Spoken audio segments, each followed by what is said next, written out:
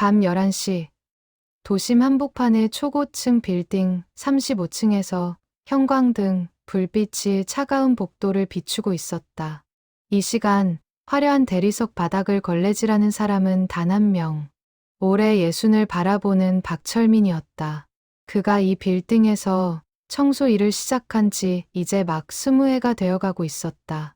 철민은 청소 카트를 밀며 복도를 천천히 걸어갔다. 낮 시간 이 복도는 명품 구두 소리와 향수 냄새로 가득했지만 밤이 되면 철민의 것이 되었다. 아니, 정확히 말하자면 철민과 그가 준 수많은 비밀들의 것이 되었다. 2층 바닥을 닦고 화장실을 청소하고 쓰레기통을 비우는 동안 그는 보았다. 아무도 자신을 주목하지 않는다고 생각했기에 사람들은 철민 앞에서 자유로웠고 또한 부주의했다. 35층은 이 빌딩에 입주한 여러 회사 중에서도 가장 큰 규모를 자랑하는 기업의 본사였다. 전국의 쇼핑몰과 호텔을 운영하는 대기업이었다. 철민은 이곳 청소를 맡은 지 벌써 10년이 넘었다. 처음에는 그저 일이었다. 걸레질을 하고 유리창을 닦고 쓰레기를 처리하는 단순한 반복이었다. 하지만 어느 순간부터 철민의 눈에 보이기 시작했다. 파쇄기 옆 쓰레기통에 버려진 찢어진 문서 조각들, 회의실 테이블 위에 놓인 채 잊혀진 서류들, 심야에 몰래 만나는 사람들의 은밀한 대화들.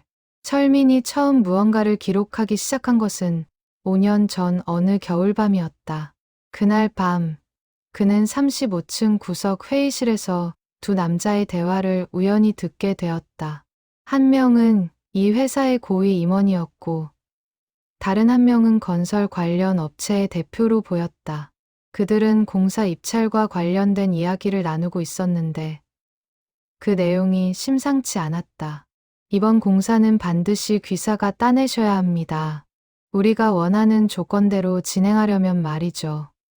알고 있습니다. 하지만 경쟁사들도 만만치 않아서요. 그건 걱정 마십시오. 심사위원들은 이미 정리가 되어 있으니까요. 대신 계약금의 10%는 따로 준비해 주셔야 합니다. 철민은 청소 카트를 밀다 말고 그 자리에 얼어붙었다. 그의 손이 미세하게 떨렸다. 이것은 명백한 부정이었다. 입찰 담합이자 매물 수수였다. 철민은 그날 밤 집에 돌아와 낡은 공책을 꺼냈다. 그리고 떨리는 손으로 날짜와 시간, 들은 내용을 빼곡히 적어 내려갔다. 그것이 시작이었다. 그 후로 철민은 작은 수첩을 항상 청소복 주머니에 넣고 다녔다. 밤마다 그는 기록했다. 쓰레기통에서 주운 문서 조각들을 집에 가져와 퍼즐처럼 맞추었고, 심야에 오가는 대화들을 메모했다.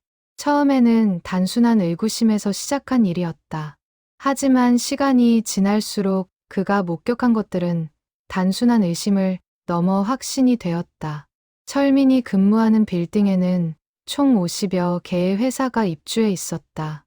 금융회사, IT기업, 법률사무소, 무역회사 등 업종도 다양했다. 20년 동안 그는 이 모든 공간을 청소하며 수많은 비밀을 목격했다. 어떤 비밀은 사소했지만 어떤 비밀은 사회면 기사를 장식할 만한 것들이었다. 그가 기록한 내용들은 점점 늘어났다.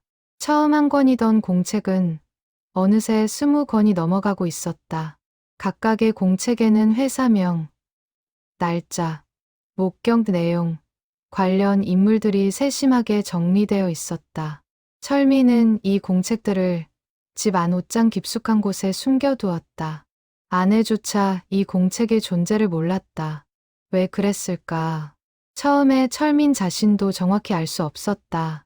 어쩌면 오랜 세월 투명인간처럼 살아온 자신의 존재를 증명하고 싶었는지도 몰랐다. 매일 밤 사람들의 흔적을 지우는 일을 하면서도 정작 자신의 흔적은 아무도 기억하지 못하는 삶. 그 허무함이 그를 기록하게 만들었는지도 몰랐다. 그러던 어느 날, 철민은 35층 임원실 책상 위에서 한 장의 문서를 발견했다. 평소라면 그냥 지나쳤을 서류였지만 그날따라 제목이 눈에 들어왔다. 노인복지시설 건립 예산안. 철민의 심장이 두근거렸다. 그의 어머니가 계신 요양원이 바로 이 회사가 운영하는 곳이었다. 문서를 자세히 읽어내려가던 철민의 얼굴이 굳어졌다. 시설 운영비 중 상당 부분이 다른 용도로 빠져나가고 있었다. 어르신들의 식사비는 줄이고 인건비는 최소화하면서 서류상으로는 정상 운영되는 것처럼 꾸며놓은 것이었다. 그 돈은 고스란히 회사 임원들의 특별 성과급으로 돌아가고 있었다. 철민의 손이 부들부들 떨렸다. 그의 어머니가 그토록 입맛이 없다고 하시던 이유가, 요양보호사들이 자주 바뀌던 이유가 이것 때문이었던 것이다. 철민은 그날 밤 평소보다 더 많은 내용을 공책에 적었다. 분노로 손이 떨렸지만 글씨는 평소보다 더 또박또박했다. 그 후로도 철민의 기록은 계속되었다. 28층 금융회사의 불법 대출, 32층 무역회사의 탈세, 40층 법률사무소의 증거 조작. 매일 밤 그는 보았고 듣고 기록했다. 그러면서도 철민은 한 번도 이 기록들을 누군가에게 보여주려 하지 않았다. 그저 기록하는 것만으로 만족했다. 시간은 빠르게 흘러갔다. 청소부로 일한 세월이 20년을 넘어섰고 철민의 등은 점점 더 굽어갔다. 무릎도 예전 같지 않았다.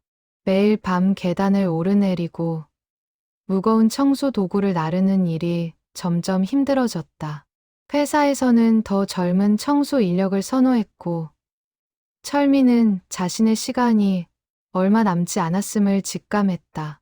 그러던 어느 날 아침, 철민은 회사로부터 통보를 받았다. 계약 만료와 함께 더 이상 재계약은 하지 않겠다는 내용이었다. 20년을 일한 곳에서의 퇴출이었다.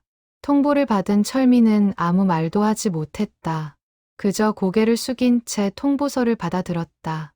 마지막 근무일이 다가왔다. 철민은 평소처럼 청소 도구를 챙기고 빌딩으로 향했다.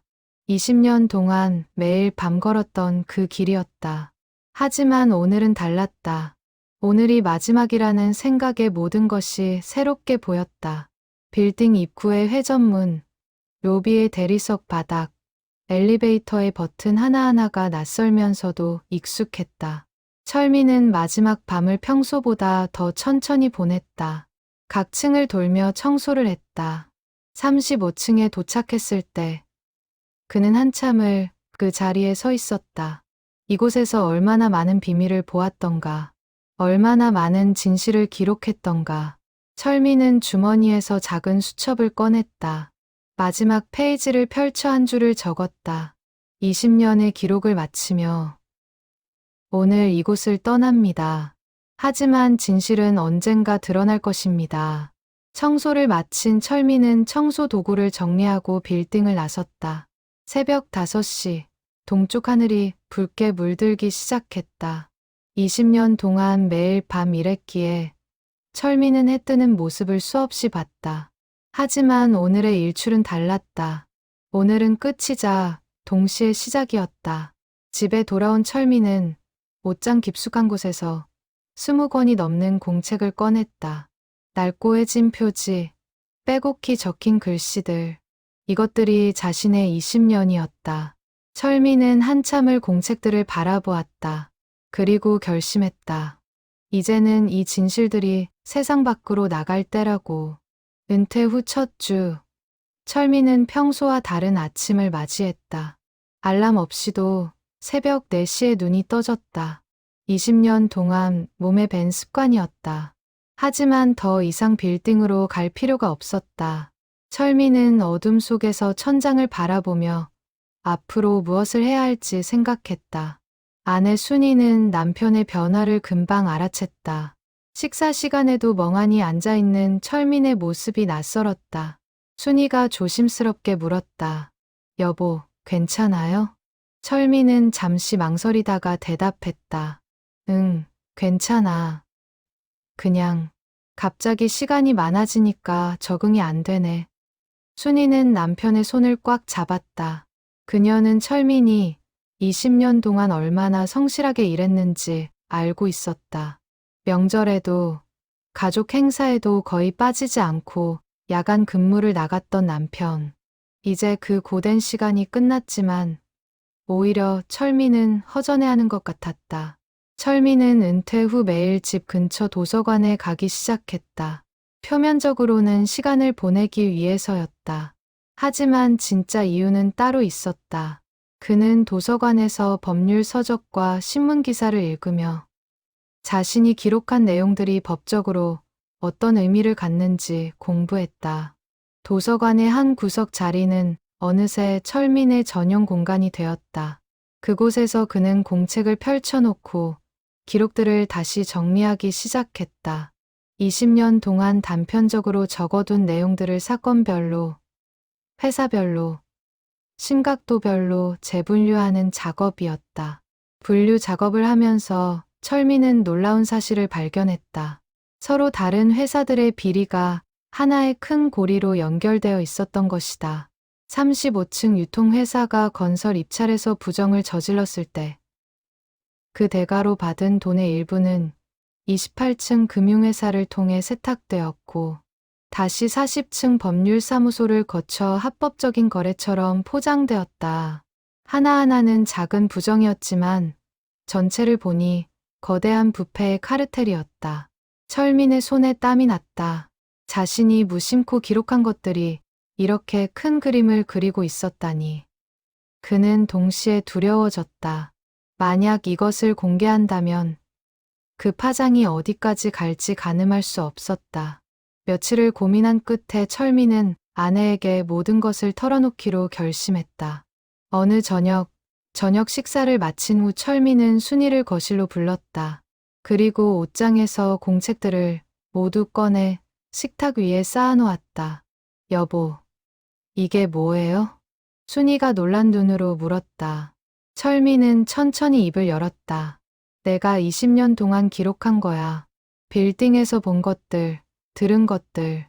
철민은 공책 한 권을 펼쳐 보였다. 순이는 빼곡히 적힌 글씨들을 보며 점점 표정이 굳어갔다. 남편이 매일 밤 이런 일을 해왔다니. 순이는 한참을 말없이 공책들을 넘겨보다가 조심스럽게 물었다. 당신, 이걸로 뭘 하려고요?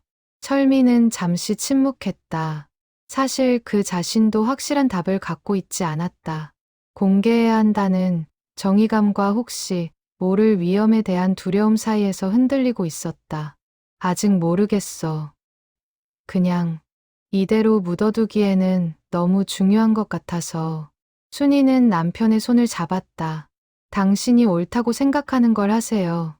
내가 곁에 있을게요. 아내의 말에 힘을 얻은 철민은 다음 날부터 본격적으로 기록들을 정리하기 시작했다. 하지만 그는 여전히 직접 나서기를 망설였다. 자신의 신분이 드러나면 어떤 일이 벌어질지 두려웠다. 20년 동안 조용히 살아온 사람이었다. 갑자기 세상의 주목을 받는다는 것은 상상하기 힘들었다. 그러던 중 우연히 뉴스에서 제보센터에 대한 보도를 보게 되었다. 익명으로 제보할 수 있다는 내용이었다. 철민의 마음이 움직였다. 익명이라면 가능할 것 같았다. 자신의 정체를 드러내지 않고도 진실을 세상에 알릴 수 있다면. 철민은 제보할 사건을 신중하게 선택했다. 가장 명백하고 증거가 확실하며 피해자가 분명한 사건. 바로 노인 요양 시설의 운영비 횡령 사건이었다. 자신의 어머니를 포함한 수많은 어르신들이 피해를 보고 있는 사건이었다. 철민은 관련 기록들을 복사하고 쓰레기통에서 주워 모아둔 문서 조각들을 다시 한번 정리했다. 모든 날짜와 시간, 장소가 정확히 기록되어 있었다. 관련 인물들의 이름과 직책도 명확했다. 이것이면 충분한 증거가 될 것이었다. 어느 늦은 밤, 철민은 도서관 컴퓨터 앞에 앉았다. 손이 떨렸다. 키보드 위에 손을 올려놓았지만 쉽게 타이핑이 되지 않았다. 한참을 망설이다가 철민은 어머니를 떠올렸다. 요양원 식사가 맛없다며 작은 목소리로 불평하시던 어머니. 그 모습이 눈앞에 선했다. 철민은 마침내 제보 내용을 작성하기 시작했다. 정확한 날짜와 시간, 관련 인물, 구체적인 내용을 담았다. 그리고 복사해온 문서들을 사진으로 찍어 첨부했다. 마지막으로 익명 제보라는 체크박스에 표시를 하고 떨리는 손으로 전송 버튼을 눌렀다. 화면에 제보가 접수되었습니다라는 메시지가 떴다. 철민은 한동안 그 화면을 바라보았다. 20년 동안 지켜만 보던 자신이 드디어 행동에 나섰다. 가슴이 두근거렸다. 두려움과 기대가 뒤섞인 복잡한 감정이었다. 집으로 돌아오는 길. 철민의 발걸음은 평소보다 가벼웠다. 아직 아무 일도 일어나지 않았지만 뭔가 큰 짐을 내려놓은 기분이었다. 그날 밤, 철민은 오랜만에 깊은 잠을 잤다. 제보 후 일주일이 지났다. 철민은 매일 뉴스를 확인했지만 아무런 소식이 없었다. 혹시 제보가 무시된 건 아닐까 하는 불안감이 엄습했다. 하지만 열흘째 되는 날 아침, 모든 것이 달라졌다. 아침 뉴스 첫머리에 대형 유통기업의 요양시설 비리 의혹이 보도되었다. 앵커는 심각한 표정으로 익명의 제보자가 제공한 상세한 기록과 증거 문서들을 언급했다. 철민은 TV 화면을 멍하니 바라보았다. 자신이 기록한 내용들이 뉴스로 흘러나오고 있었다. 검찰은 어제 해당 기업 본사를 전격 압수수색했으며 철민의 손이 떨렸다. 실제로 수사가 시작된 것이다. 그것도 자신의 제보로. 옆에서 함께 뉴스를 보던 순이가 남편의 어깨를 토닥였다. 여보, 당신이 한 일이에요. 철민은 고개를 끄덕였지만 말이 나오지 않았다. 기쁨보다는 긴장감이 먼저 밀려왔다. 만약 자신의 정체가 밝혀진다면 어떻게 될까? 보복은 없을까? 그날 오후, 철민의 휴대폰이 울렸다. 모르는 번호였다. 잠시 망설이다가 전화를 받았다. 여보세요? 박철민 씨 맞으십니까? 저는 서울지방검찰청 특별수사팀입니다. 철민의 심장이 쿵 내려앉았다. 그들이 어떻게 자신을 찾아냈을까? 검사는 침착한 목소리로 말을 이었다. 제보해 주신 내용 잘 받았습니다. 혹시 직접 만나 뵐 수 있을까요? 추가 확인이 필요한 사항들이 있어서요. 철민은 잠시 숨을 고르고 대답했다. 익명 제보라고 했는데요. 걱정하지 마십시오. 제보자 신분은 철저히 보호됩니다. 다만 증거의 출처와 신빙성 확인을 위해 비공개 면담이 필요합니다. 사흘 후 철민은 검찰청을 찾았다. 비공개 면담실이라는 작은 방에서 2명의 검사를 만났다. 그들은 철민이 가져온 공책들을 하나하나 살펴보며 놀라움을 감추지 못했다. 20년 동안 이 모든 걸 기록하신 겁니까? 젊은 검사가 믿기 어렵다는 표정으로 물었다. 철민은 조용히 고개를 끄덕였다. 매일 밤 청소하면서 본 거예요. 처음에는 그냥 기록하고 싶었어요. 나중에는 의무 같았고요. 나이 든 검사가 진지한 표정으로 말했다. 박 씨, 이 기록들은 단순한 메모가 아닙니다. 법정에서 중요한 증거로 활용될 수 있어요. 특히 날짜와 시간, 장소가 이렇게 구체적이면. 검사는 잠시 말을 멈췄다가 조심스럽게 물었다. 혹시 다른 사건들도 제보하실 의향이 있으신가요? 철민은 이미 마음의 준비를 하고 왔다. 이왕 시작한 일, 제대로 끝내고 싶었다. 네, 있습니다.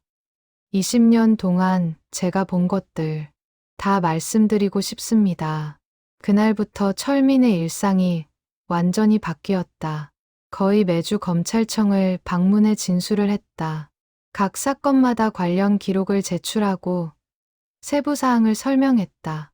검찰은 철민의 제보를 바탕으로 여러 기업에 대한 수사를 확대했다. 한 달 후, 두 번째 뉴스가 터졌다. 대형 금융회사의 불법 대출 의혹이었다. 이번에도 철민의 제보가 단초가 되었다.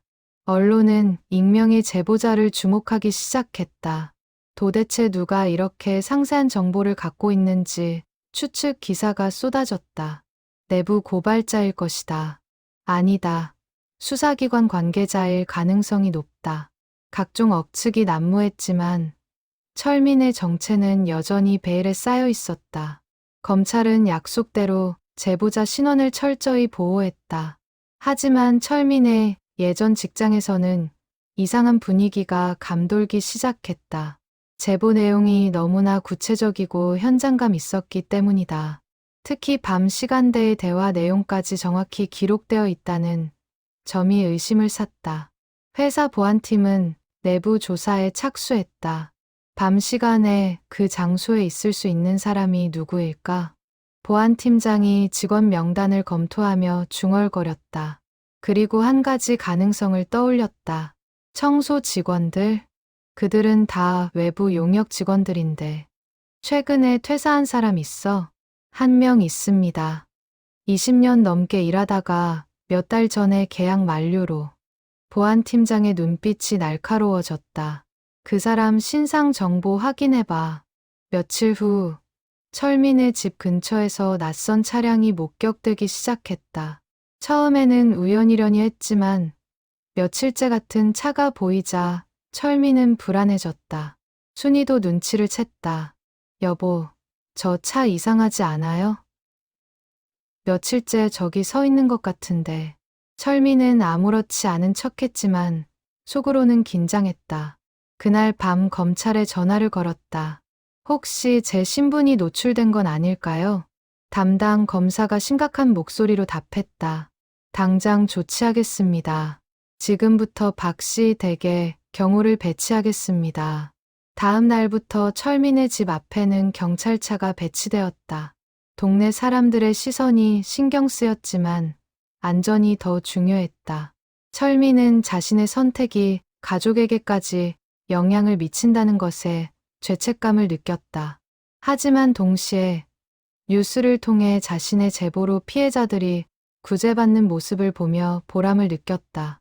요양원 어르신들이 제대로 된 식사와 돌봄을 받게 되었고 불법 대출 피해자들이 보상을 받기 시작했다.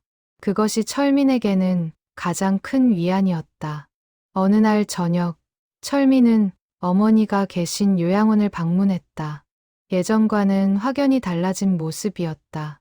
식사 메뉴가 다양해졌고 요양보호사들의 얼굴에도 여유가 보였다. 어머니는 아들을 보자 환하게 웃으며 말했다. 얘야, 요즘 여기 음식이 정말 맛있어졌어. 사람들도 많이 늘었고. 철민은 어머니의 손을 꽉 잡았다. 눈시울이 뜨거워졌다. 이것이 자신이 원했던 것이었다. 작은 기록이 큰 변화를 만들어낸 것이다. 철민의 제보는 멈추지 않았다. 요양시설 사건과 금융비리에 이어 세 번째, 네 번째 사건이 연이어 터져 나왔다. 건설 입찰 담합, 탈세 혐의, 증거 조작까지. 매번 정확한 날짜와 구체적인 증거가 함께 제시되었다. 언론은 이 연쇄 폭로를 주목했다. 익명의 양심이라는 별명까지 붙었다. 각종 뉴스 프로그램에서 특집으로 다뤘고 누리꾼들은 제보자의 정체를 추측하는 게시글을 올렸다. 이 사람 진짜 대단하다. 증거가 너무 완벽해. 20년 동안 기록했다는데 보통 끈기가 아니야. 철민은 집에서 이런 댓글들을 보며 복잡한 심경이었다. 칭찬을 받는 것은 기쁘지만 한편으로는 두려웠다. 갈수록 주목도가 높아지면서 자신의 정체가 밝혀질 위험도 커졌다. 검찰의 수사는 점점 범위가 확대되었다. 철민이 제공한 정보를 바탕으로 여러 기업의 비리가 줄줄이 드러났다. 일부 기업에서는 임원들이 구속되었고 거액의 벌금이 부과되었다.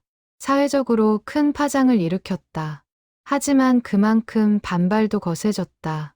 피해를 입은 기업들은 제보자를 찾기 위해 혈안이 되었다. 사설 탐정까지 고용해 조사를 진행했다. 철민의 주변에는 점점 더 많은 시선이 모였다. 어느 날 철민이 도서관에 가려고 집을 나서는데 낯선 남자가 다가왔다. 박철민 씨 맞으시죠? 철민의 몸이 굳었다. 남자는 정장을 입은 40대 중반으로 보였다. 누구십니까? 저는 법무법인에서 나왔습니다. 잠시 말씀 좀 나눌 수 있을까요? 철민은 거절하려 했지만 남자는 명함을 내밀며 말을 이었다. 저희 의뢰인들이 최근 제보 때문에 큰 피해를 보고 있습니다. 혹시 박 씨께서 그 제보자이신지 저는 아무것도 모릅니다. 철민은 단호하게 잘라 말하고 발걸음을 옮겼다. 남자는 뒤에서 소리쳤다. 우리는 진실을 알 권리가 있습니다. 일방적인 제보로 많은 사람들이 피해를 보고 있어요. 철민은 뒤돌아보지 않고 계속 걸었다. 하지만 마음은 편치 않았다. 이제 그들이 자신을 의심하기 시작한 것이다. 집에 돌아온 철민은 즉시 검찰에 전화했다. 담당 검사는 상황이 심각하다고 판단했다. 박 씨, 당분간 외출을 자제하시는 게 좋겠습니다. 필요하면 안전 가옥으로 이동하시는 것도. 아니요, 괜찮습니다. 도망치고 싶지 않아요. 철민의 목소리는 떨렸지만 단호했다. 자신이 한 일이 옳다고 믿었다. 숨을 이유가 없었다. 하지만 압박은 계속되었다. 며칠 후 철민의 집 우편함에 협박 편지가 배달되었다. 입을 다물지 않으면 가족이 다칠 것이라는 내용이었다. 순이가 그 편지를 발견하고는 눈물을 흘렸다. 여보, 우리 이제 그만해요. 너무 위험해요. 철민은 아내를 안았다. 그의 마음도 흔들렸다. 가족의 안전이 가장 중요했다. 하지만 동시에 지금 멈추면 모든 것이 무너질 것 같았다. 조금만 더 버텨봐요. 곧 끝날 거예요. 철민은 아내에게 그렇게 말했지만 본인도 확신이 서지 않았다. 언제까지 이 상황이 계속될지 알 수 없었다. 그러던 어느 날 예상치 못한 일이 벌어졌다. 철민의 제보로 수사를 받던 한 기업의 임원이 구속되면서 자백을 시작한 것이다. 그는 다른 기업들과의 유착 관계, 더 큰 비리, 조직의 존재를 폭로했다. 우리만이 아닙니다. 이 빌딩에 입주한 여러 기업들이 하나의 네트워크로 연결되어 있었습니다. 그의 자백은 철민의 기록과 정확히 일치했다. 검찰은 이를 바탕으로 대대적인 수사를 시작했다. 빌딩 전체가 수사망에 올랐다. 이 과정에서 놀라운 사실이 드러났다. 철민이 20년 동안 기록한 내용들이 하나의 거대한 부패 카르텔을 보여주는 지도였던 것이다. 각 기업의 비리가 서로 연결되어 있었고 그 중심에는 몇몇 핵심 인물들이 있었다. 언론은 이를 빌딩 게이트라고 명명했다. 한 빌딩에서 벌어진 조직적 부패가 사회 전반으로 퍼져 있었던 것이다. 철민의 기록은 그 전모를 밝히는 결정적 증거가 되었다. 수사가 확대되면서 철민에 대한 압박은 오히려 줄어들었다. 이제는 한 사람을 협박한다고 해서 해결될 문제가 아니었기 때문이다. 검찰의 수사망은 이미 너무 넓게 퍼져 있었다. 하지만 철민의 삶은 예전으로 돌아갈 수 없었다. 비록 공식적으로는 여전히 익명이었지만 업계에서는 그의 정체가 어느 정도 추측되고 있었다. 예전 동료들에게서 연락이 오기도 했다. 형님, 정말 형님이었어요? 우리가 그렇게 오랫동안 함께 일했는데. 한 후배 청소원이 떨리는 목소리로 물었다. 철민은 명확히 시인하지도 부인하지도 않았다. 나는 그냥 옳은 일을 하려고 했을 뿐이야. 시간이 흐르면서 사건은 점점 더 큰 이슈가 되었다. 국회에서도 청문회가 열렸고 관련 법안이 발의되었다. 내부 제보자 보호법의 강화, 기업 윤리 감시 시스템 구축 등이 논의되었다. 철민은 이 모든 변화를 뉴스로 지켜보며 복잡한 심정이었다. 자신의 작은 기록이 이렇게 큰 변화를 만들어낼 줄은 꿈에도 생각하지 못했다. 하지만 그 과정에서 자신과 가족이 겪은 고통도 적지 않았다. 어느 날 밤, 철민은 오랜만에 공책들을 꺼내 펼쳐보았다. 첫 페이지에는 5년 전 그날 밤의 기록이 있었다. 떨리는 글씨체가 그때의 두려움을 말해주고 있었다. 철민은 그 글씨를 손으로 쓰다듬으며 생각했다. 내가 한 선택이 옳았을까? 사건이 확대되면서 철민의 일상은 점점 더 평범함에서 멀어졌다. 경호는 계속되었고 외출할 때마다 주변을 살펴야 했다. 가장 힘든 것은 늘 긴장 상태로 살아야 한다는 점이었다. 순이는 남편이 밤에 잠을 설치는 모습을 자주 목격했다. 어느 날 밤, 철민이 또다시 잠에서 깨어 거실로 나왔을 때 순이가 따라 나왔다. 여보, 힘들면 그만두어도 돼요. 이미 늦었어요. 여기까지 온 거. 철민의 목소리에 피로가 묻어났다. 순이는 남편 옆에 앉아 조용히 손을 잡아주었다. 그 무렵, 검찰은 수사를 진행하면서 한 가지 중요한 발견을 했다. 철민의 기록 중 일부가 아직 수사되지 않은 사건들을 암시하고 있었던 것이다. 특히 45층에 입주한 한 투자, 회사에 대한 기록이 검사들의 눈길을 끌었다. 이 부분 좀 보십시오. 정기적으로 심야에 외국인들이 드나들었다고 기록되어 있네요. 젊은 검사가 공책을 가리키며 말했다. 담당 검사가 기록을 자세히 살펴보며 고개를 끄덕였다. 횡령된 자금의 해외, 도피 루트일 가능성이 있습니다. 박철민 씨를 다시 한번 만나봐야겠어요. 며칠 후, 철민은 다시 검찰청을 찾았다. 이번에는 45층 투자 회사에 대한 구체적인 질문들이 이어졌다. 박 씨, 이 회사에서 특이한 점을 발견하신 적 있으신가요? 철민은 잠시 생각에 잠겼다. 45층. 그곳은 확실히 다른 층과 분위기가 달랐다. 밤늦은 시간에도 불이 자주 켜져 있었고 외국어로 통화하는 소리가 자주 들렸다. 네, 있습니다. 특히 매달 말일 즈음이면 큰 가방을 들고 사람들이 드나들었어요. 한 번은 청소하다가 회의실 쓰레기통에서 이상한 서류를 봤는데 철민은 천천히 당시를 떠올렸다. 그날 밤 그가 45층 회의실을 청소할 때였다. 쓰레기통에서 영문으로 된 서류 조각을 발견했다. 완전히 찢어지지 않아서 일부 내용이 보였는데 거액의 숫자와 외국 은행 이름이 적혀 있었다. 그 내용을 기억하십니까? 공책에 적어두었습니다. 집에 가면 찾아볼 수 있어요. 검찰은 즉시 철민의 집에서 관련 기록을 확보했다. 그리고 그 기록을 바탕으로 추가 수사에 착수했다. 얼마 지나지 않아 충격적인 사실이 드러났다. 그 투자 회사는 표면적으로는 정상적인 투자, 업무를 하는 것처럼 보였지만 실제로는 여러 기업의 비자금을 해외로 빼돌리는 창구 역할을 하고 있었다. 이 발견으로 수사는 새로운 국면을 맞이했다. 단순한 개별 기업의 비리가 아니라 조직적인 자금 세탁 네트워크가 존재했던 것이다. 검찰은 국제 공조 수사를 시작했다.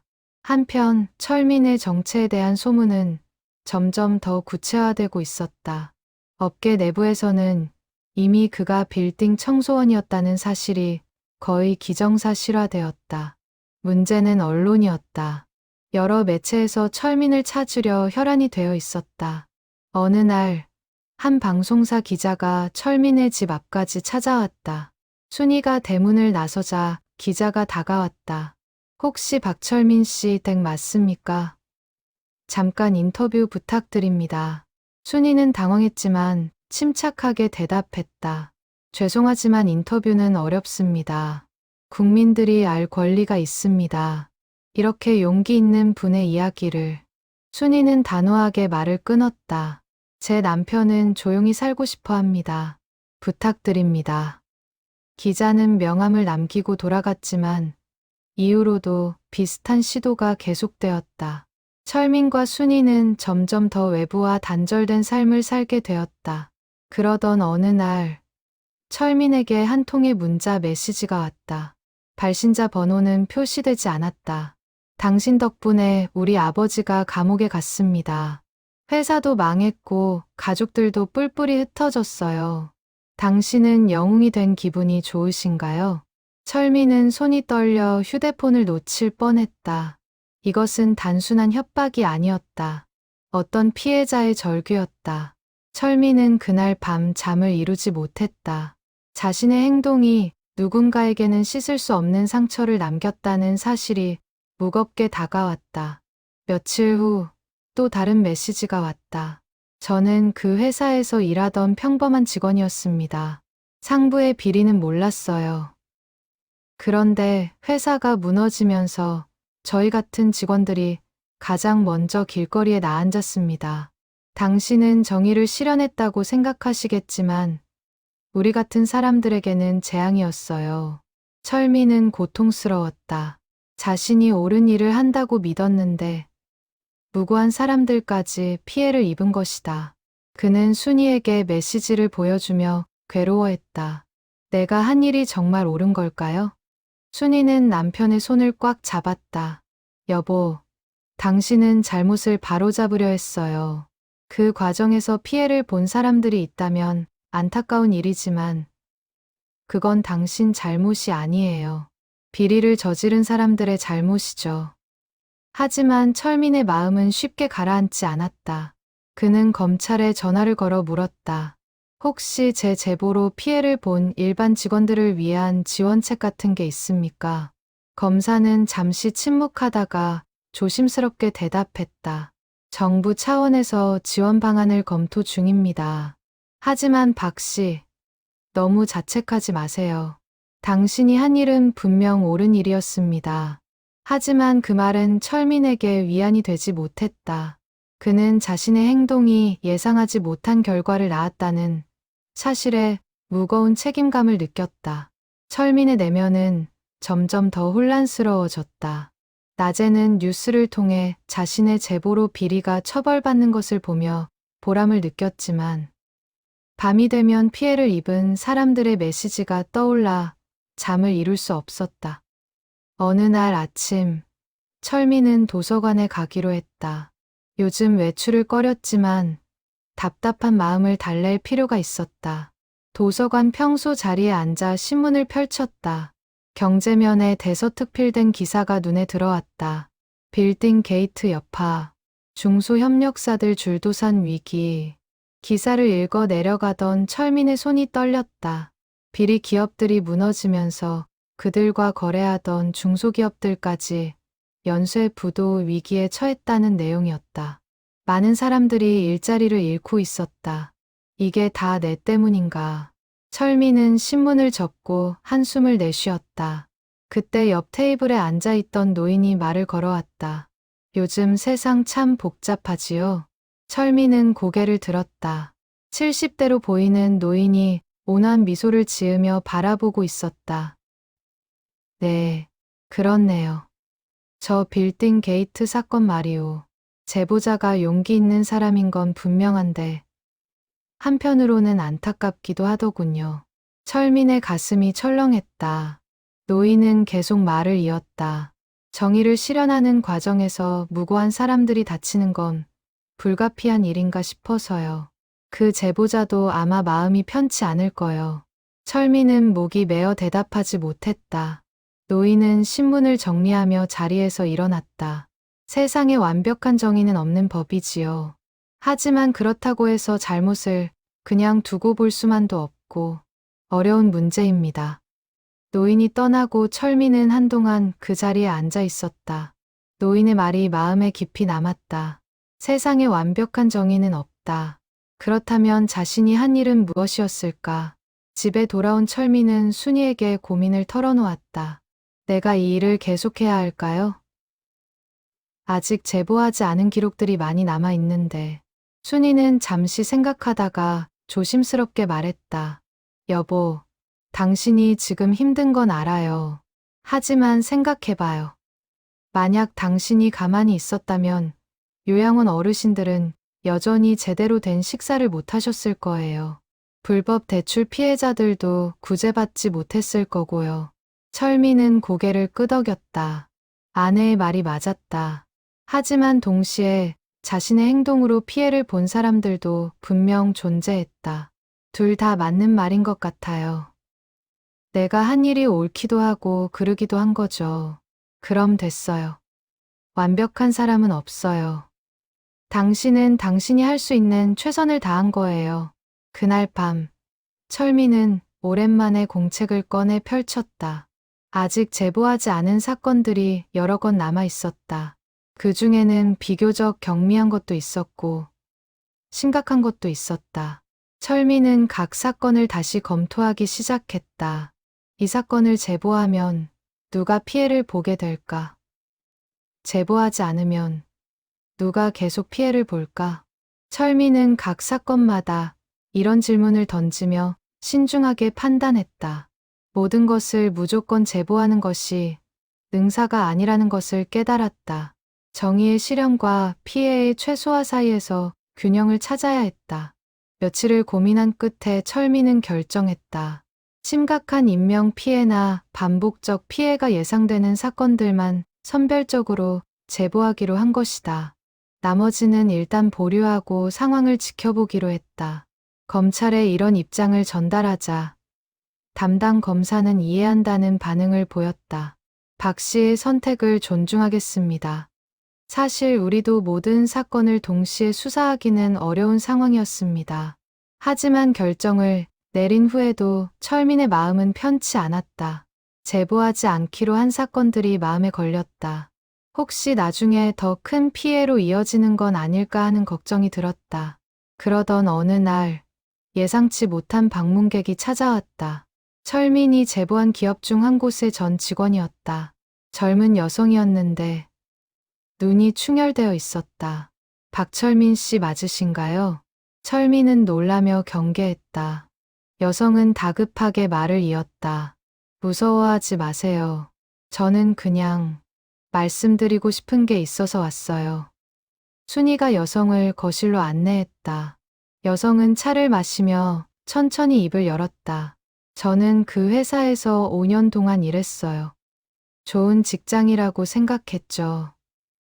그런데 회사가 무너지고 나서야 알았어요.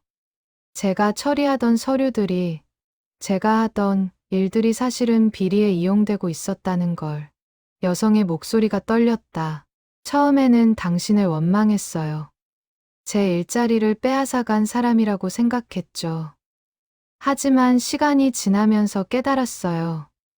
당신이 아니었다면 저는 계속 그 비리에 가담하고 있었을 거예요. 모르고 있었다고 해도 결국은 공범이었던 거죠. 철미는 여성을 바라보며 아무 말도 하지 못했다. 여성이 계속 말했다. 지금은 힘들어요. 일자리를 구하기도 어렵고 전 직장 때문에 이력서를 내기도 창피해요. 하지만 그래도 감사하다고 말하고 싶었어요.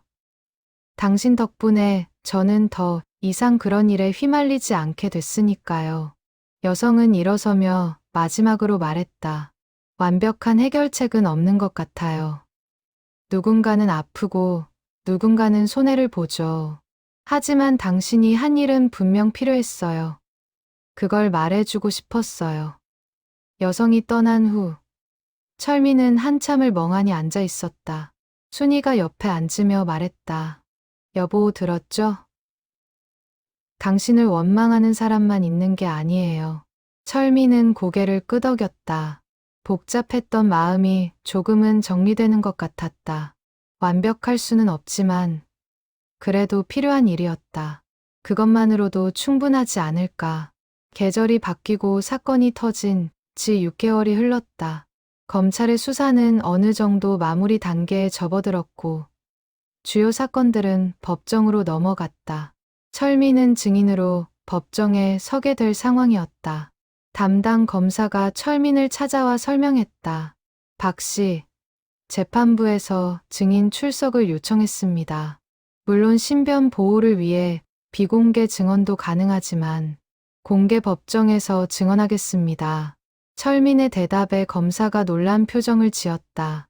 하지만 위험할 수 있습니다. 지금까지 익명으로 보호받으셨는데 이제는 숨고 싶지 않습니다. 제가 한 일에 대해 당당하게 말하고 싶어요. 순이도 남편의 결정을 지지했다. 오히려 정체를 숨기고 사는 것이 더 힘들었다. 차라리 당당하게 드러내고 마무리하는 것이 나을 것 같았다. 재판 날짜가 정해졌다. 철민은 처음으로 정장을 차려입고 법원으로 향했다. 법원 앞에는 이미 수많은 기자들이 대기하고 있었다. 철민이 나타나자 카메라 플래시가 터졌다. 박철민 씨, 20년 동안 어떤 심경으로 기록하셨습니까? 혹시 보복이 두렵지 않으신가요? 질문이 쏟아졌지만 철민은 묵묵히 걸었다. 법정 안으로 들어서자 방청석이 가득 차 있었다. 피고인석에는 여러 기업의 임원들이 앉아 있었다. 그들 중 몇몇은 철민을 알아보고 차가운 눈빛을 보냈다. 재판장이 입정하고 증인 선서가 진행되었다.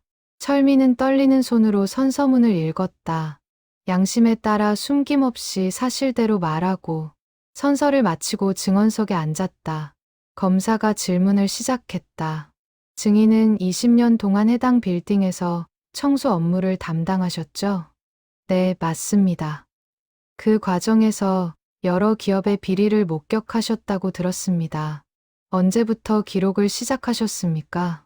철민은 천천히 답했다. 5년 전 겨울 35층에서 부정 입찰 관련 대화를 우연히 듣게 되었습니다.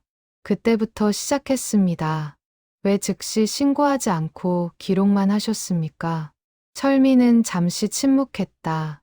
이 질문에 대답하기 위해서는 자신의 내면을 솔직히 드러내야 했다. 처음에는 두려웠습니다. 저는 그저 청소하는 사람이었습니다. 아무도 제 말을 믿어주지 않을 것 같았고, 오히려 제가 피해를 볼까봐 걱정되었습니다. 그렇다면 왜 기록은 하신 겁니까?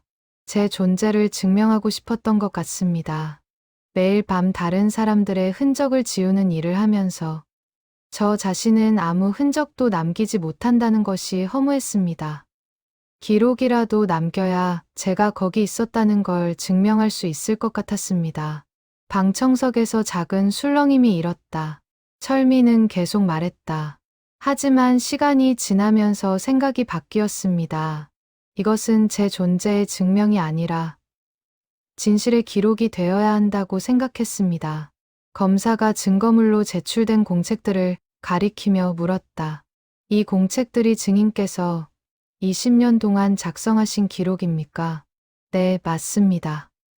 이 기록들은 모두 증인이 직접 목격하고 들은 내용입니까? 네, 하나하나 제가 직접 보고 들은 것들입니다. 날짜와 시간, 장소까지 정확히 기록했습니다. 피고인 측 변호사가 반대 신문에 나섰다. 증인 청소하면서 우연히 들은 대화나 본 서류를 바탕으로 사람들을 범죄자로 만드는 것이 옳다고 생각하십니까? 철민은 변호사를 똑바로 바라보며 답했다. 저는 누구도 범죄자로 만들지 않았습니다. 그들이 스스로 저지른 일의 증거를 기록했을 뿐입니다. 하지만 증인의 제보로 많은 사람들이 일자리를 잃었고 가족들이 고통받고 있습니다.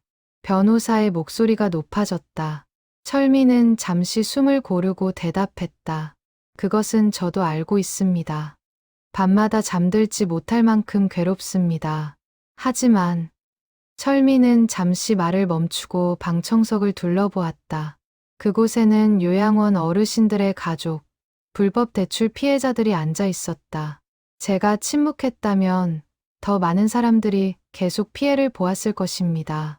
어떤 선택을 해도 누군가는 아프게 됩니다. 하지만 저는 더 큰 피해를 막는 쪽을 선택했습니다. 재판장이 질문했다. 증인은 20년 동안 왜 아무에게도 이 사실을 말하지 않으셨습니까?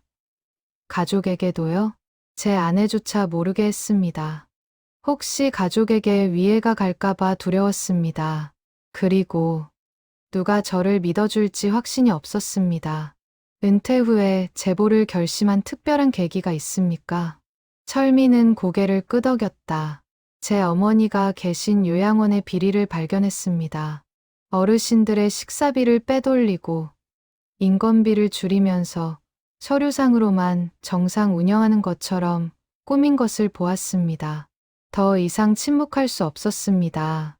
증언은 3시간 넘게 이어졌다. 철민은 각 사건에 대해 상세히 설명했다. 어떻게 발견했는지, 어떻게 기록했는지, 왜 이제야 공개했는지, 모든 질문에 솔직하게 답했다. 재판이 끝나고 법원을 나올 때 기자들이 다시 몰려들었다. 이번에는 철민이 멈춰섰다. 그리고 준비해온 말을 꺼냈다. 저는 특별한 사람이 아닙니다. 그저 20년 동안 빌딩을 청소한 평범한 사람입니다. 제가 한 일이 영웅적인 행동이라고 생각하지 않습니다. 철민은 잠시 말을 멈추고 숨을 고르며 계속했다. 다만 잘못된 것을 보고도 외면하지 않으려 노력했을 뿐입니다. 그 과정에서 많은 분들이 피해를 보셨습니다. 그분들께 진심으로 죄송하다는 말씀을 드리고 싶습니다. 한 기자가 질문했다. 후회하지 않으십니까? 철민은 잠시 생각하다가 대답했다. 후회는 반은 합니다. 제 선택으로 상처받은 사람들을 생각하면 마음이 아픕니다. 하지만 다시 그때로 돌아가도 아마 같은 선택을 했을 것 같습니다. 완벽한 정의는 없지만 그래도 노력은 해야 한다고 믿습니다. 재판 이후 철민의 삶은 완전히 달라졌다. 더 이상 익명이 아니었다. 그의 얼굴과 이름이 모든 언론에 보도되었다. 어떤 사람들은 그를 영웅이라 불렀고 어떤 사람들은 그를 배신자라 불렀다. 집 앞에는 여전히 기자들이 진을 치고 있었다. 인터뷰 요청, 출연 제안, 책 출간 제의가 쏟아졌다. 철민은 모든 것을 정중히 거절했다. 그는 조용히 살고 싶었다. 하지만 세상은 그를 내버려 두지 않았다. SNS에는 그에 대한 찬반 논쟁이 뜨겁게 벌어졌다. 진정한 용기다. 박철민 씨 같은 분이 더 많아져야 한다. 무고한 직원들은 생각도 안 했나. 독선적인 행동이다. 댓글들을 보며 철민은 복잡한 심경이었다. 모든 사람을 만족시킬 수는 없었다. 그저 자신이 옳다고 믿는 일을 했을 뿐인데 세상은 그를 양극단으로 평가했다. 며칠 후 예상치 못한 곳에서 연락이 왔다. 철민이 일했던 빌딩의 다른 청소 직원들이었다. 그들은 철민을 만나고 싶다고 했다.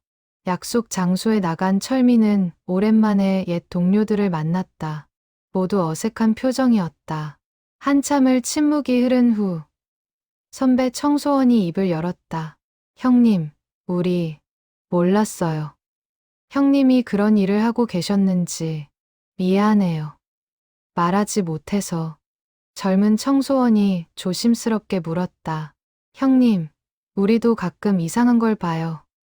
그럴 때마다 이제는 고민이 돼요. 모른 척해야 하나, 아니면.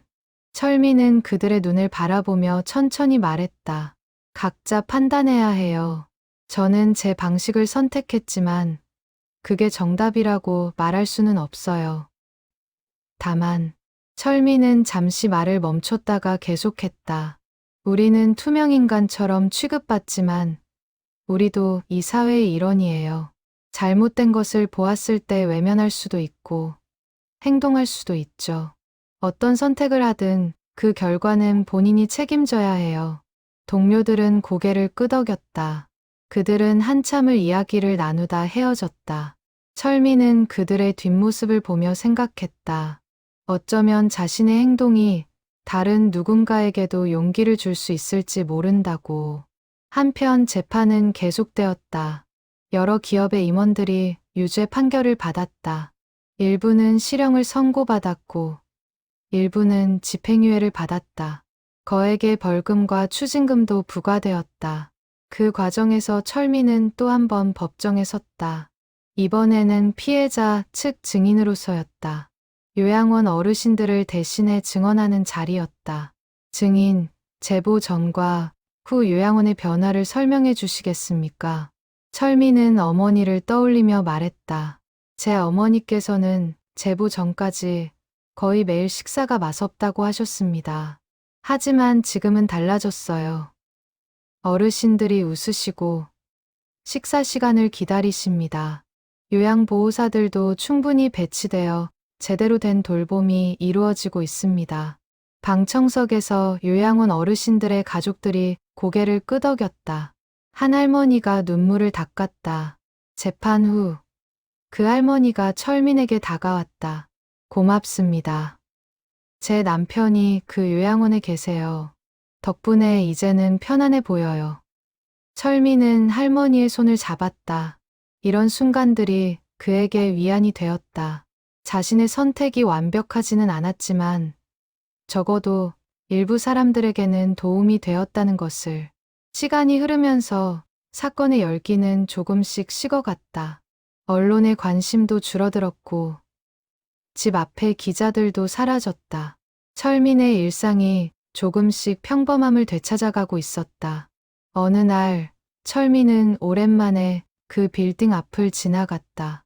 20년 동안 매일 밤 드나들던 그곳. 지금은 다른 청소 직원들이 일하고 있을 것이다. 철민은 빌딩을 올려다보며 복잡한 감정을 느꼈다. 내가 정말 옳은 일을 한 걸까? 여전히 확신이 서지 않았다. 하지만 적어도 후회하지는 않았다. 철민은 고개를 돌려 집으로 향했다. 사건이 터진 지 1년이 흘렀다. 대부분의 재판이 마무리되었고 사회적 관심도 많이 식었다. 철민의 삶도 서서히 안정을 찾아가고 있었다. 하지만 완전히 예전으로 돌아갈 수는 없었다. 동네에서 철민을 알아보는 사람들이 있었고 그때마다 미묘한 시선을 느꼈다. 존경의 눈빛도 있었고 불편함을 드러내는 눈빛도 있었다. 어느 봄날 철민은 우편함에서 한 통의 편지를 발견했다. 발신인 이름은 적혀 있지 않았다. 조심스럽게 편지를 열어보니 짧은 메시지가 적혀 있었다. 박철민 씨께. 저는 한때 당신을 증오했습니다. 당신 때문에 아버지가 감옥에 갔고 우리 가족이 뿔뿔이 흩어졌으니까요. 하지만 시간이 지나면서 깨달았습니다. 잘못은 아버지가 저지른 것이었고 당신은 그저 진실을 말했을 뿐이라는 것을. 용서한다는 말은 아직 할 수 없지만 이해한다는 말은 할 수 있을 것 같습니다. 당신도 힘든 선택을 하셨을 거라고 생각합니다. 철민은 편지를 읽으며 눈물을 흘렸다. 가장 원망할 만한 사람으로부터 이해받았다는 것이 감사했다. 순이가 옆에 다가와 남편의 어깨를 토닥였다. 여보, 다 지나갈 거예요. 며칠 후 철민은 한 시민단체로부터 제안을 받았다. 내부 고발자 보호와 지원을 위한 단체였다. 그들은 철민에게 자문 역할을 맡아달라고 요청했다. 박 씨의 경험이 다른 제보자들에게 큰 도움이 될 것입니다. 꼭 함께해 주십시오.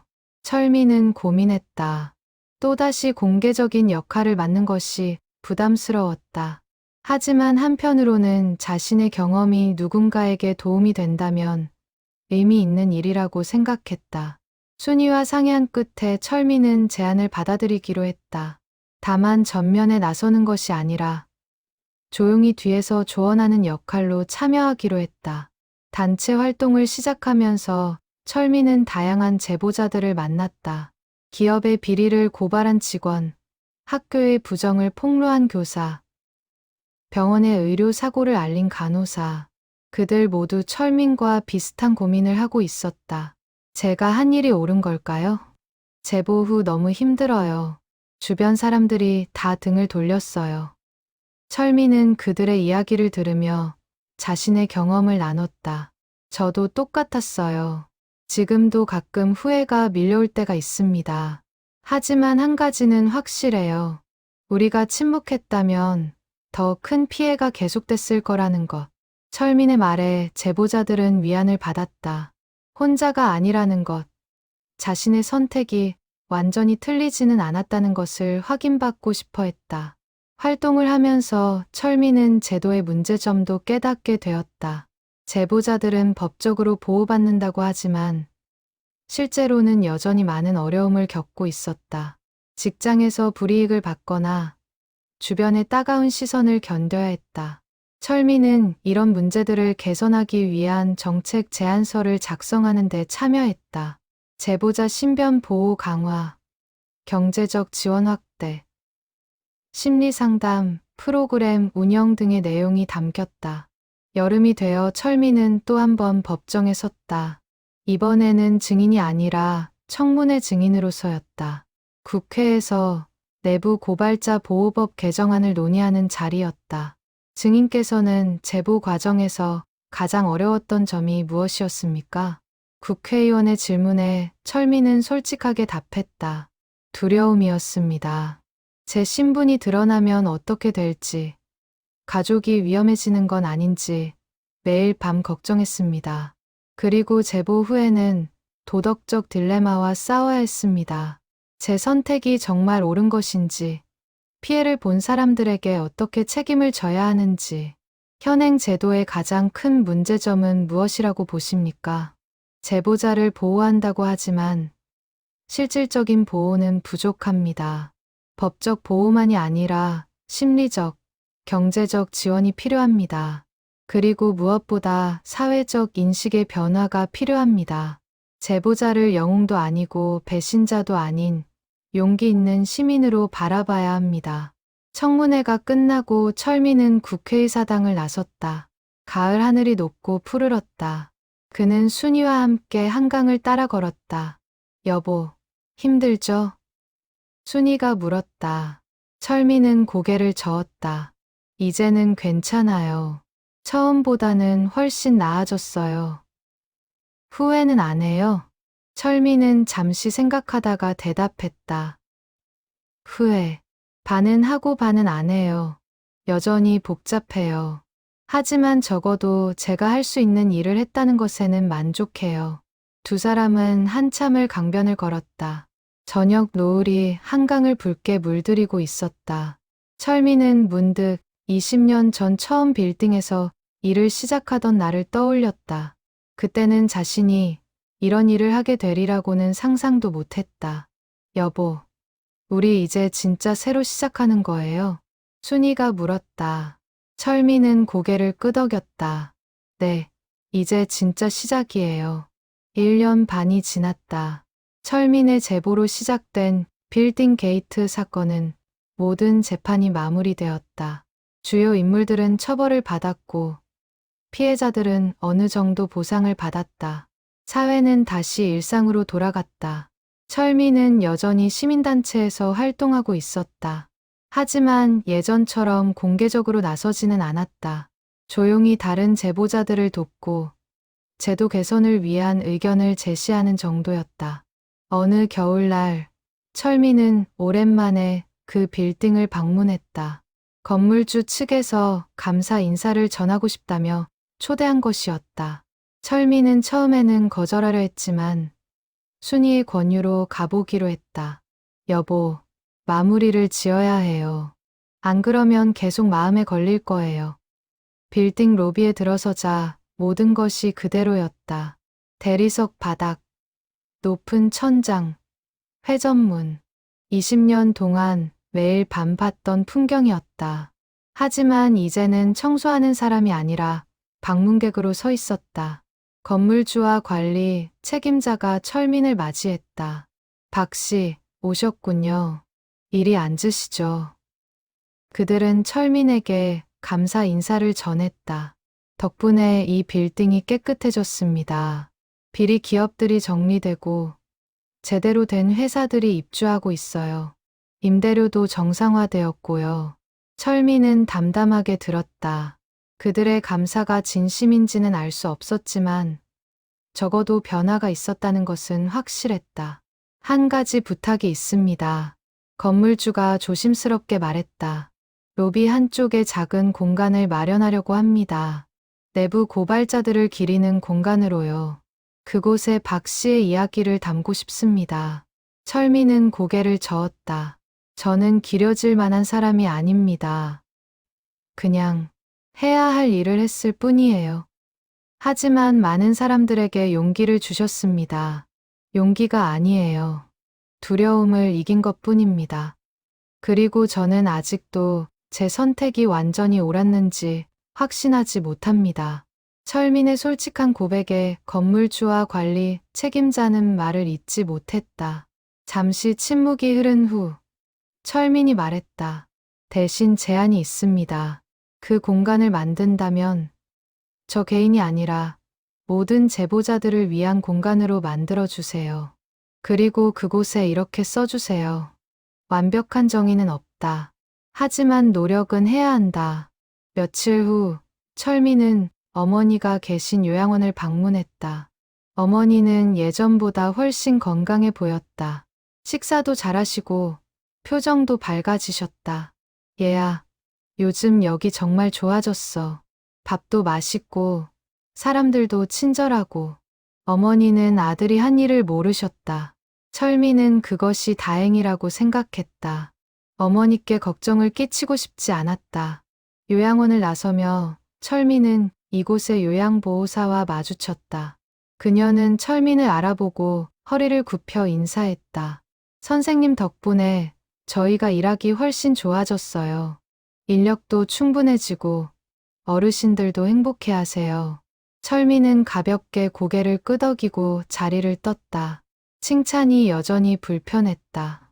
집으로 돌아오는 길, 철민은 도서관에 들렀다. 오랜만에 평소 자리에 앉았다. 그 자리에서 그는 공책들을 정리하고 제보를 준비했었다. 이제는 그럴 필요가 없었지만 여전히 그 자리가 편안했다. 신문을 펼쳐보니 한 기사가 눈에 들어왔다. 내부 고발자 보호법 개정안 국회 통과. 철민이 청문회에서 증언한 내용이 반영된 법안이었다. 제보자에 대한 보호와 지원이 대폭 강화되는 내용이었다.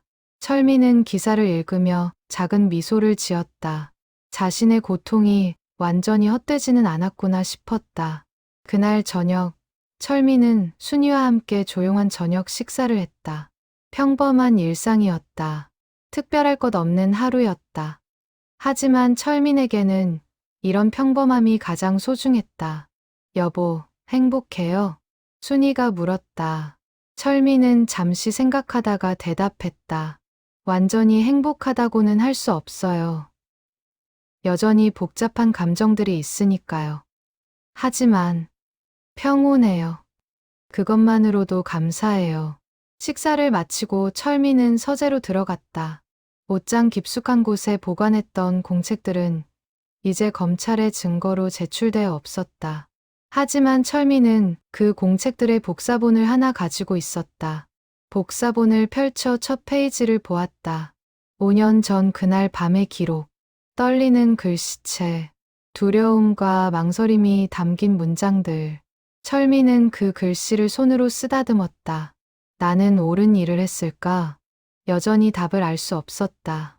어쩌면 평생 알 수 없을지도 몰랐다. 하지만 그것도 괜찮았다. 완벽한 답이 없다는 것을 이제는 받아들일 수 있었다. 철민은 공책을 덮고 창밖을 바라보았다. 도심의 빌딩들이 불을 밝히고 있었다. 저 빌딩들 어딘가에서 또 다른 누군가가 청소를 하고 있을 것이다. 그리고 어쩌면 그들도 무언가를 보고, 듣고, 고민하고 있을지도 몰랐다. 철민은 그들에게 말해주고 싶었다. 완벽한 선택은 없다고. 어떤 선택을 하든 누군가는 아프게 된다고. 하지만 그래도 외면하지 말라고. 자신의 양심에 따라 행동하라고. 그날 밤 철민은 오랜만에 깊은 잠에 들었다. 꿈속에서 그는 다시 그 빌딩의 복도를 걷고 있었다. 청소 카트를 밀며 천천히 걸어가는 그의 뒷모습. 하지만 이번에는 혼자가 아니었다. 그의 뒤를 따라 수많은 사람들이 걷고 있었다. 모두 자신의 진실을 손에 들고. 철민은 그들을 돌아보며 미소 지었다. 그리고 다시 앞을 향해 걸어갔다. 복도는 끝없이 이어졌지만 더 이상 두렵지 않았다. 그는 혼자가 아니었으니까. 20년의 기록, 1년 반의 폭풍, 그리고 이제 시작되는 평온한 일상. 박철민의 긴 여정은 이렇게 한 단락을 맺어가고 있었다. 에필로그. 그로부터 5년이 흘렀다. 철민은 여전히 시민단체에서 조용히 활동하고 있었다. 순이와 함께 평범한 일상을 살았다. 가끔 언론에서 빌딩 게이트 사건을 회상하는 기사가 나오곤 했지만 이제는 그것도 역사의 한 페이지가 되어갔다. 어느 날, 한 젊은 청년이 철민을 찾아왔다. 그는 작은 회사에서 일하는 평범한 직원이었다. 하지만 회사의 부정을 발견하고 고민 중이라고 했다. 제보해야 할까요? 아니면 모른 척해야 할까요? 철민은 청년을 바라보며 오랜 침묵 끝에 대답했다. 제가 답을 드릴 수는 없어요. 각자의 상황이 다르고 감당해야 할 책임도 다르니까요. 다만 철민은 잠시 말을 멈추고 창밖을 바라보았다. 한 가지만 말씀드릴게요. 어떤 선택을 하든 그 결과를 온전히 받아들일 수 있는지 자문해 보세요. 후회할 준비가 되어 있는지, 책임질 수 있는지, 그리고 무엇보다 자신의 양심과 마주할 수 있는지. 청년은 고개를 끄덕이며 자리에서 일어났다. 감사합니다. 제 답은 제가 찾아야겠네요. 그게 맞아요. 답은 항상 자기 안에 있으니까요. 청년이 떠나고 철민은 혼자 앉아 있었다. 창밖으로 도심의 빌딩들이 보였다. 저 빌딩들 어딘가에서 오늘도 누군가는 청소를 하고, 누군가는 고민하고, 누군가는 기록하고 있을 것이다. 철민은 작은 미소를 지으며 자리에서 일어났다. 집으로 돌아가 순이와 저녁을 먹을 시간이었다. 평범하고 조용한 일상. 그것이 지금 철민에게는 가장 소중한 것이었다. 빌딩 청소부의 비밀 장부는 이렇게 하나의 이야기로 남았다. 완벽하지 않은 정의, 확신 없는 용기. 그리고 그럼에도 불구하고 행동하기로 선택한 한 사람의 이야기로.